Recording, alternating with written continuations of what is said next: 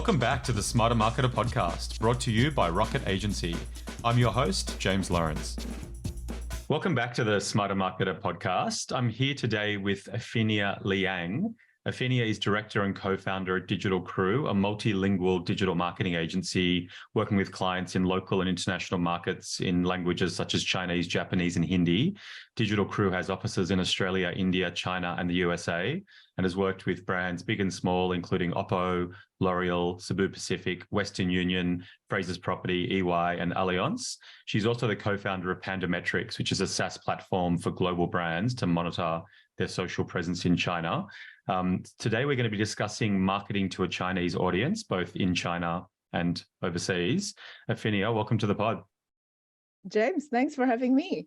Very excited. Yeah, me too. I think it's a really interesting topic. We'll kind of get into the numbers and why it is so important, but probably a topic that a lot of Australian marketers, just given the language barrier, just don't have much knowledge about. So I think to get started, if we could just talk about the Chinese market, I guess the size of China, population, internet users, and then what kind of, I guess how it's so different to what we have here in Australia, where Australia is very much kind of Google and Meta with Facebook and Instagram and TikTok kind of growing. But yeah, if we could just talk about what digital looks like in China.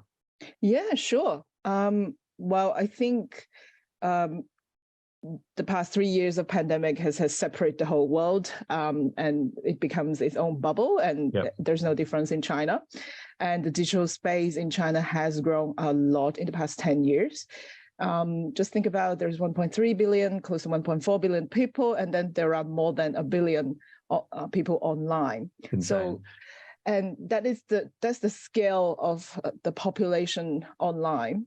But when you, as a marketer, we only care about our own audience. So it's actually very diverse demographic and audience in China, because the cities are categorized as a top tier city and second tier, third tier, all the way down to fifth tier. Based on their population of the city and the economic status and the GDP of that city. And still, there are more than 100 cities has more than 10 million people. Wow. So when you're talking about, I need to market Chinese in China, or I need to take my product or brand to China, you really need to be hyper-focused to start with. So when we advise a lot of our clients, we need to do very in-depth marketing research to really understand where exactly is their target market. Sometimes we just start with 1 or 2 cities, and even within the city, we need to be super targeted. In terms of the digital space, as you know, it used to be the BAT, the Baidu conglomerate, the Alibaba and the Tencent system. And now we have the ByteDance system, which is the mother company of TikTok. And in China, they have their own media channels, which is the biggest one is called Douyin, which is the sister of TikTok, exactly the same, just in Chinese. But in the same group, they have a lot of other media as well, like Toutiao, which is a newsfeed ad. It's the most popular newsfeed app in China, and then they have a group of all other media channels as well. So these 4 groups, they are separate. So they are in their own little bubbles. So traffic don't usually go across these bubbles. So for example, if you're in WeChat, which is part of the Tencent group, you can't even have 2 years ago, you couldn't even have a link to go to Taobao, which is the Alibaba group. So after 10 plus years of operation, they finally come to an agreement so that users could share Taobao links. So from WeChat, you can click a link to go and buy things on Taobao, which is the Alibaba group. It's like the Amazon of China. So, and audience, they are across all these 4 big bubbles, conglomerates, digital conglomerates in China. It's just, they still have very diverse and also precise audience within those different groups, because they have many different apps and media channel segmented and vertical medias within those groups.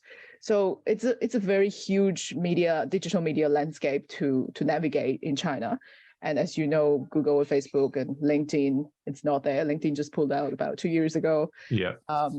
It was a shame because a lot of B2B business want to use LinkedIn, and it's a very effective channel, but then they pull out of China. And there's none of the Western media. Twitter is not there. So it is like a vacuum from the rest of the world. Yeah, so totally. It has its challenges if a brand, a marketer want to tackle the market. But once you get to know the landscape and once you find your audience and find the channels that work for you, it will pay off. Yeah, it sounds super overwhelming, doesn't it, in terms of just the sheer vastness of users, the fact that as Australian marketers, we're so accustomed to Google, Facebook, Instagram, LinkedIn, and the idea that you're kind of having to work on a whole bunch of different channels in a different language. It's very, very, very interesting. So is it fair to say that of the, say, billion Chinese internet users, most of them would be on each of those four platforms in one way or another? Like you wouldn't be on one. Yeah, definitely. They're cross-platform. They're on multiple platforms, and sometimes one person will have multiple accounts on different platforms. For example, on WeChat, people average have 2 WeChats because one for work, one for personal. Yeah. WeChat is basically the app, like everyone is on it. There's no one, anyone who has a phone will be on it, and everybody has a phone nowadays because it's manufactured in China anyway. So the cost of smartphone it's pretty low in China. So of the 4, Baidu, is it fair to say that is, because I guess each of these companies has a whole bunch of different products, apps sitting underneath of them, but so Baidu, would that generally, is it true to say, because I think the conception in Australia is that Baidu is a search engine like Google is that kind of true? Or that is true. Yes, if you talk about the search engine space, Baidu is dominant. They still have about 80 to 85% of the market share in China. And then followed by other smaller search engines like 360 or Shenma or Sogo in the search engine space. However, the digital habit of internet user in China are slightly different to the Western user. In the Western world, anything you want to find or when you want to know, you go to Google and just Google it, right? Correct. Yeah. But in China, it's the Baidu search. It didn't come on the first step. Usually, depends on what category and what you're looking for. Sometimes you would go to a vertical site such as Zhihu, which is similar to Quora. So you go there and search for certain professional questions, knowledge about a specific field, or if you're looking for a shopping advice or a brand, or you're trying to buy something, or you're trying to get advice about traveling, how to plan a trip, etc. You go to vertical sites. So trips like Ctrip or Mafengwo, or about fashion, you go to Little Red Book, which is dominant 50% female user on there, and it has a lot of good content about fashion and cosmetic and beauty brands. So you go there to research about brands and about how other people are talking about those brands. Then you go back to search engine to validate your knowledge. So search engine doesn't come on the first step. It comes on the second or closer to the last step of a user journey. Interesting. To interact with a brand. Interesting. And then in terms of Alibaba, that is general, like you'd kind of see that as a shopping Amazon type e-commerce, type equivalent. Tencent, and I know these are all, like, there's probably exceptions to all of these generalizations, but so Tencent owns WeChat.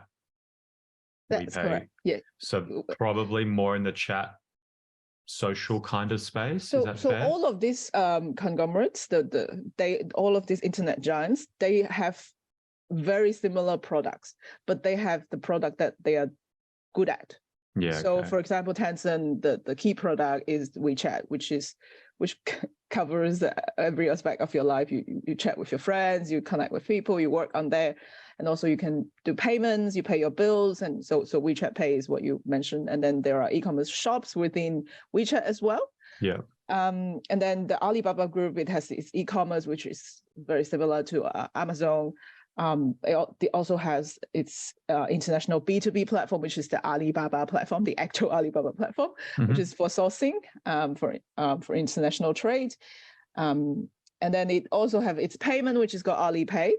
So in terms of the digital payment space, I think China is the fastest country and the most penetration of digital payment. If you go to China right now, you don't see anyone taking out any cash.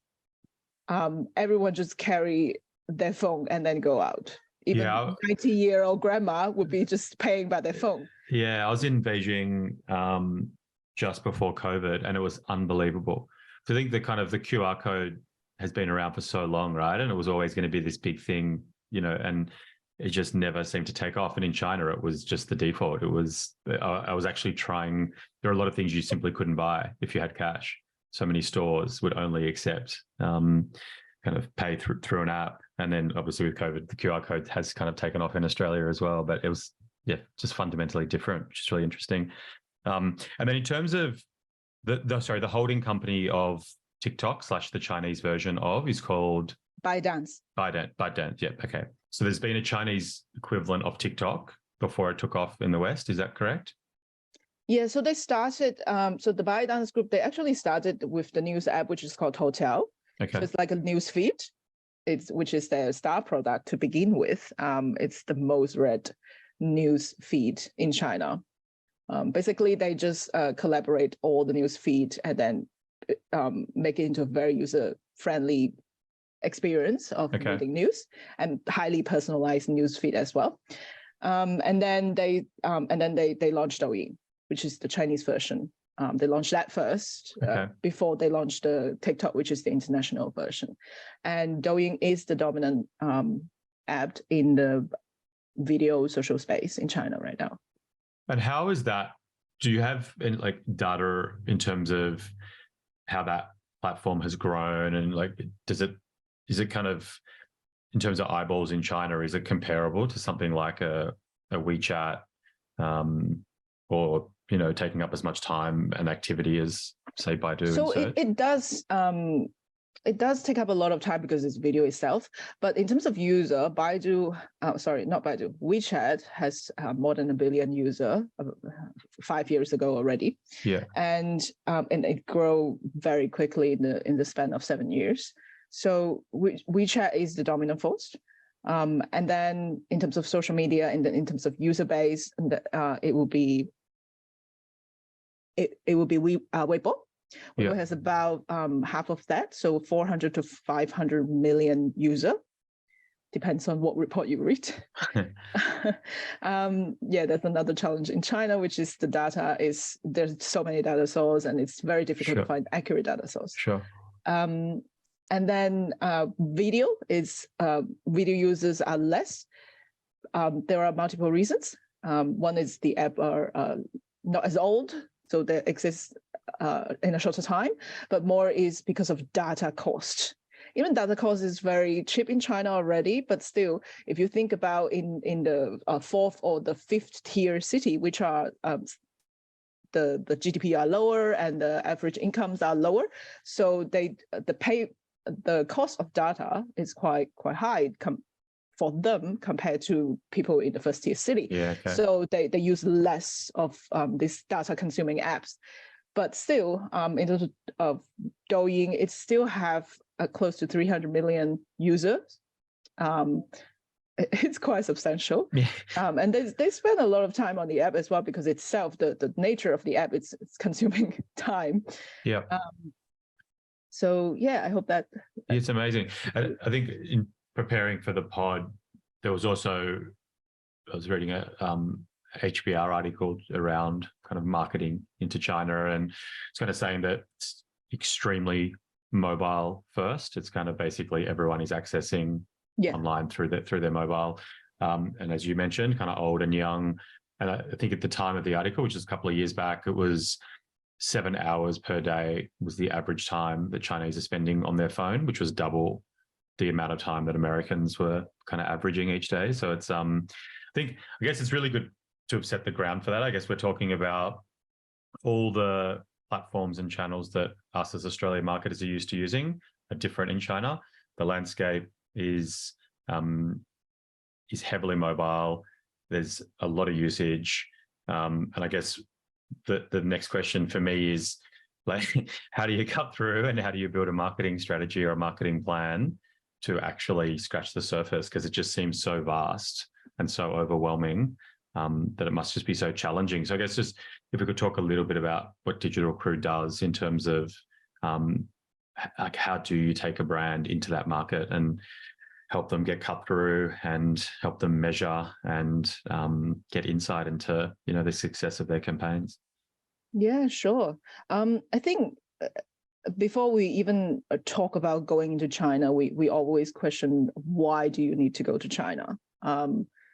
And do you really think the product or the brand has a market space in China? Because you will have local competitors, you have international competitors, and then on top of the complex target audience space and the digital space.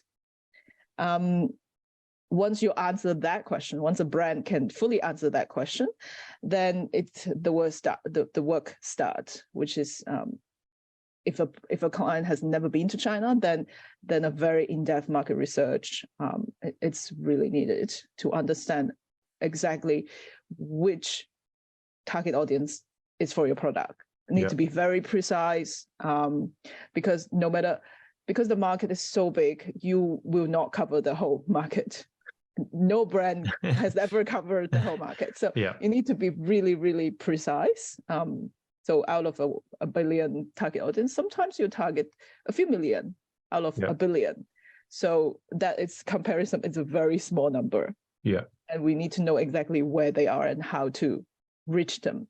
And then need to localize the product, or if need to, and localize the brand at least. That's the minimum. You need to localize the brand, not just a Chinese name, but how you communicate, or sometimes you localize your brand itself to fit the local market. And then it's choosing how you communicate and through what channel you communicate.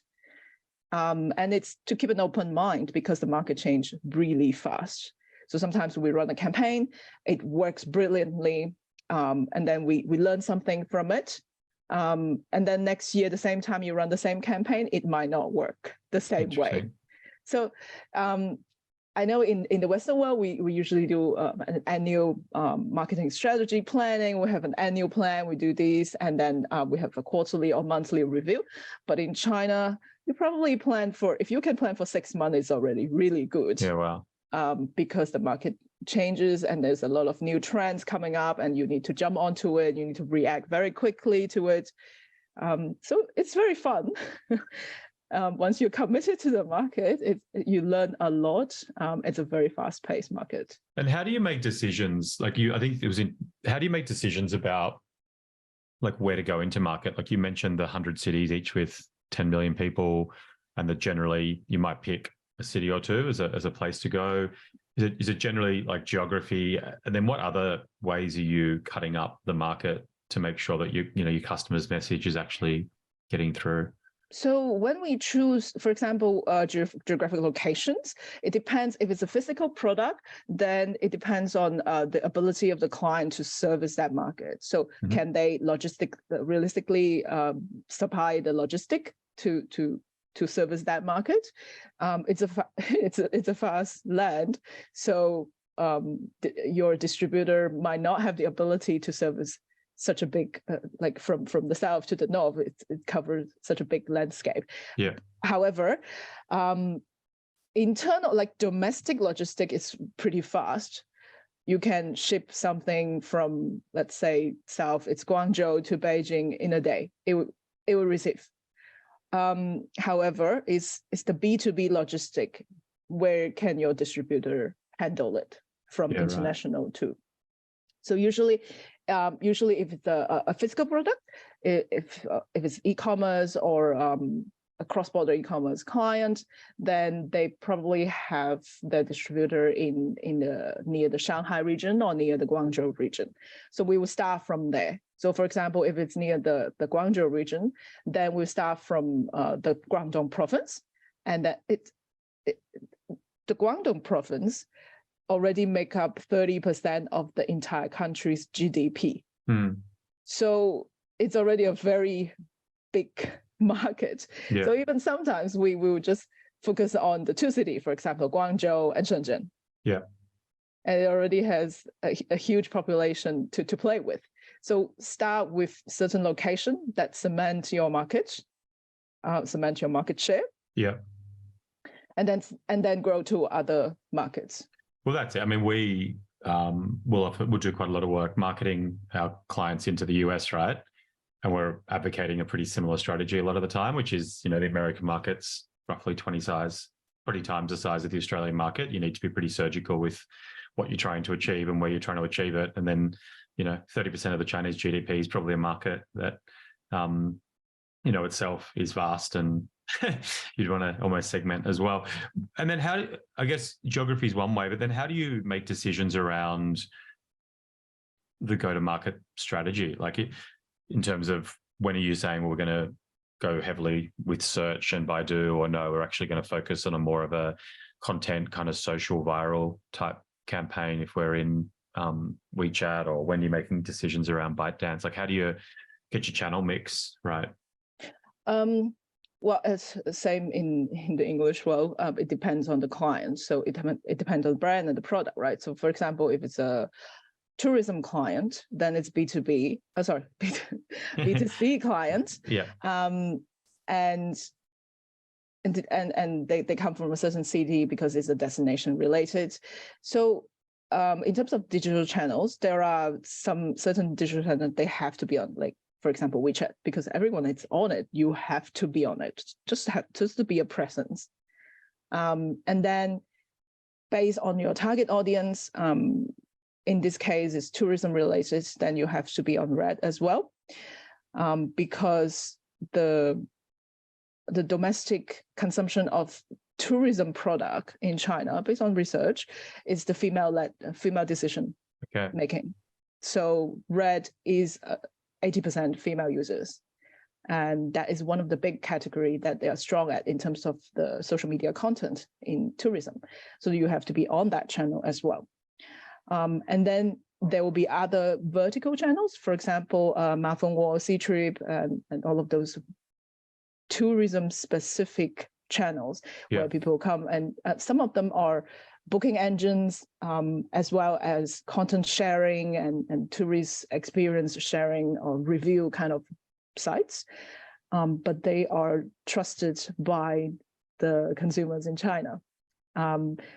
Search is probably in this case would be the last step, just to be there to have a brand presence, and not be there for the first step, or it's just a small component of the entire experience. And are they pay to play spaces? Like when you're creating campaigns, you generally, in the same way that we go into Meta and buy ad space, are you doing a similar thing, or are you generally kind of seeding organic content more in line with, I guess, how a lot of TikTok work has happened here in the last 18 months? I think it's a combination, and based on the budget and based on how long you need to spend it, it's a combination. So you definitely need to have organic content, and you definitely need to buy ads to increase your organic reach. And then the seeding, we will call them KOLs, or key opinion leaders, or KOCs, key opinion consumers. Yeah. It's a very common practice to engage with KOLs and KOCs in China, from B2B and B2C brands. They all use all these influencers. Interesting. And so influencers work across many different platforms. They are professionally trained, and that there are influencer institutes and influencer colleges in China. Oh, wow. What a landscape. I guess just in terms of your business, are you doing more work taking international brands into China, or are you doing more work helping brands market into Chinese communities, say in the US and in Australia? I think it's a bit of both as well. And it depends on, for example, in the past 3 years, pandemic, China's completely cut off, then there's way more work to do domestic. So Chinese in Australia, Chinese in US. And now China is opening up and all the brands are going back in China, then it's picking up on that front to taking brands into China. And also we, in the recent 2-3 years, there's a lot more Chinese brand coming out of China. They're trying to target the Western audience, trying to build brands to target them.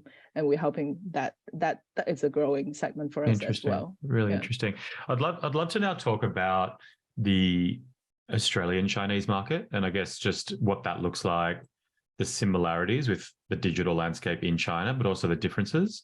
And so I guess there would be a lot of listeners to the pod that, hopefully some that are wanting to market into China, but I think there'd also be many that would be wanting to market to, local Chinese. So just be curious as to what that market looks like and your observations from working within it. So to target Australian Chinese is actually an easier task compared to the daunting task that we've been discussing. So there are about 4 million Chinese in Australia. Okay. Some of them are first generation Chinese and then the second generation Chinese. The reason I said it's easier it's because they are on both Western channels and Chinese channels. So it's easy to reach them. We do have a lot of brands that are targeting, we call domestic Chinese. And it's not just the Chinese. In Australia, we will run multilingual, multi-ethnic campaigns to target not just the Chinese, but the Filipinos, the Indians, recent migrants, and for example, insurance company, or that they need to target recent migrants as well. So the channels are very common. We can use Google, we can use Facebook, and then we can use the Chinese channel, for example, Little Red Book or WeChat. Yeah. They are also on that as well. So the target audience could be very precise. So I guess what the biggest difference there is the language. Is that fair to say that you're kind of targeting, say, all Mandarin speakers in Australia, and you can pick that up based on simply the fact that that's the language that they're being targeted in? Yes, language. And there's also the Chinese channels such as WeChat and Little Red Book. They are also users in Australia. So they have user base. So for example, WeChat, out of their billion users in total, there are more than 1 million in Australia itself. Yeah, wow. So compared to the billion, it's very small, but compared to the population in Australia, it's not small. So it's a substantial amount of people on those Chinese channels that we can target. And that is, we know for sure they are in Australia and they are Chinese. Yeah, interesting. And do you have any, so in terms of, what was the number? Sorry, you mentioned of number of Chinese WeChat speakers in Australia? 4 million. 4 million. So of that 4 million, say 1 million are using WeChat. That are confirmed, yes. Confirmed users by WeChat. Yeah, okay. So it's a significant sized audience for Australia. Yeah, I think so. I think the number is higher. The actual number should be higher. But it's quite a significant user. And then the up and coming is the Little Red Book.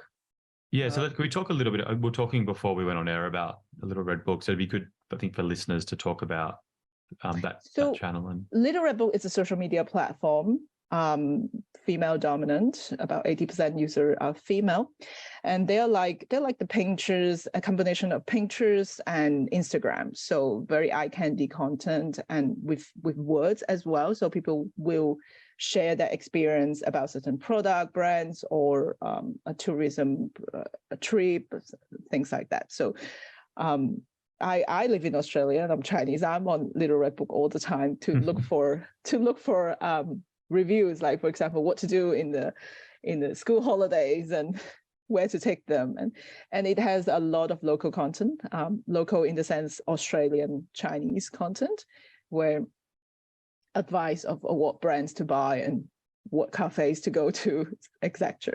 Yeah. So it's a quite interesting platform. And do you have any, is it too new to have data in terms of number of Australian users? They refuse to provide that data, but they did open up the advertising option.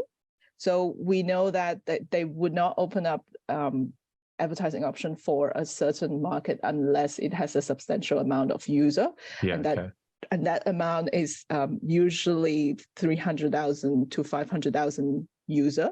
Okay. In that market. So I'm suspecting there must be about 500,000 user on that for Australia. So largely female, Australian Chinese. Yes, fashion. the decision maker in the household. Yeah. Good one, Ophenia.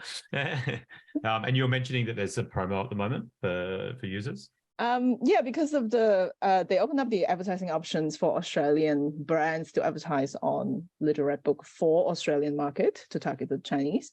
And for a Digital Crew, we are an agency to manage those kind of media and campaigns. So if you sign up as a client for Digital Crew before end of financial year, which is 30th of June, there'll be $1,000 off. It's not bad. Not a bad way to kind of dip your toe into that local Chinese market. Yeah, it's hyper precisely focused. Yeah, really interesting. I think that's a really good overview of the Chinese digital landscape. A lot of the complexities involved, how it's so different to what we're accustomed to. Then also how, I guess how that then transfers into Australia, and in many ways very similar and in other ways different. What are some of the do's and don'ts, I guess, in terms of marketing into a Chinese audience, and thinking whether it's regulatory, whether it's cultural, just the things that you've seen go wrong when Australian marketers have tried to just kind of overlay their thinking into a different market? I think in terms of the digital space, all the basics are the same. Like you look at CPC, you look at CPM, you look at ROIs and conversion rate, and all of that are very transferable knowledge. They're the same. Okay. But you need to acknowledge the difference and have an open mind in terms of how those Chinese media platform works. Sometimes they are not as transparent as Google. Okay. So some of the advertising functions, they are not as sophisticated sometimes. So just like Facebook, when they started opening up ad options, there are not that many options to choose your demographic. Mm-hmm. So a lot of this Chinese media, for example, WeChat, so the Tencent platform, it's called the WeChat ad platform, and also the GDT platform, or the Little Red Book ad platform. In the beginning, they didn't have that many options for you to choose from, just like Facebook. And now they are growing, so they are building as well. So they're growing more sophisticated. But they're growing at a different rate. So when you are buying ads from different platforms, sometimes you have more options in one channel and you have less option in another channel. So it's the nature of the development of the market so far. So just need to have an open mind and have patience in this market. Interesting. And then in terms of actual creative, you'd be working with your clients to, as you kind of mentioned, rework brand. Yeah, everything needs to be localized. It's more than translation. It's localization of the wording, localization of the visual, because they have different reading habits, obviously. Yeah. So basically, have an open mind. What you apply here is not going to work if literally just translate it across to Chinese. And then measurement, in terms of measurement for your campaigns, are you generally still working with clients through, say, Google Analytics to give reporting, or are you kind of pulling in platform data from analytics? Yeah, that's a great question. That's a great question. We always get requests of, can I put my Google Tag Managers in it, or can I put my analytic codes or UTM tag my ads? And so all of those are very challenging. You can put it in, but it's not gonna work. Okay. You will not get a very precise data. It's way off. Yeah. So right. So we will need to use the Chinese platforms analytics. For example, we use Baidu Analytics, and we will also use data from the platform itself. For example, from Tencent backend, they will give you data, and from Little Red Book backend, they'll give you data as well. Yeah, right. And also, once they come into your own digital assets, for example, your website or your mobile site or your app or mini program, then you get your data there. That is your own data. Yeah. And I guess just as you said, so much of the activity is happening in those platforms that you described as bubbles, that you kind of have to just rely on the data coming out of those platforms as to success or otherwise. Yeah, that's correct. And they don't share among the bubbles. Yeah. So you can't, if you want the data to merge, you need to bring them to yourself and then you merge from there. Yeah. So that's actually one of the reasons we built Pandometrics. And that's a perfect segue because that was my next question, Ophenia. So yeah, if we could just talk about Pandometrics. Yeah, so Pandometrics is a Chinese social media monitoring tool for English speakers, English brands, because we've been helping brands to get into China for so many years, 7-8 years. And that is one of the pain points, getting the correct and accurate data from China. So that's why we built this SaaS platform to help brands to understand how their social media performance in China in English. And so we bring out the data of their WeChat, their Weibo, their Little Red Book, and we are building a data source from Taobao as well. So to link the social media data to their e-commerce performance all in one place in Pandometrics for a Western brand to understand and actionable data. So yeah, that's why we're building it. And we've launched the 2.0 version, and you can get it from pandometrics.com.au. Excellent. Yeah, I'm glad that I asked that question. Yes, that makes a lot of sense. So in terms of just that collating and pulling together of data from those disparate, those bubbles, I guess, as you described them, to kind of give us a consolidated view, I guess more akin to... Because the barrier is not just the language, is the data source. They don't talk to each other. And we want to bring all of the data source to one place and present it in a way that Western audience can understand. Ophenia, if anyone's listening to the pod is interested in, I guess, marketing into China or marketing into a Chinese audience, whether it's here or in the States or anywhere else in the world, what's the best way to get in contact with yourself? You can go to our website, it's digitalcrew.com.au. Awesome. You can contact us from there easily. Excellent. And I always end the pod with what's the best piece of career advice that you'd give to a marketer? And I'm happy for you to go broad, or I'm also happy for you to say what would be the best piece of advice for a marketer marketing into China. Either one. I think for both questions, I would say keep an open mind and keep learning. The space we are in right now is very different from where we were in 10 years ago. So I am learning new things every day, even in different markets or just in China or in Australia. So I think keeping an open mind, keep learning, it's very, very important. Great advice. Ophenia, thanks for joining us on the pod. Thank you, James, for having me.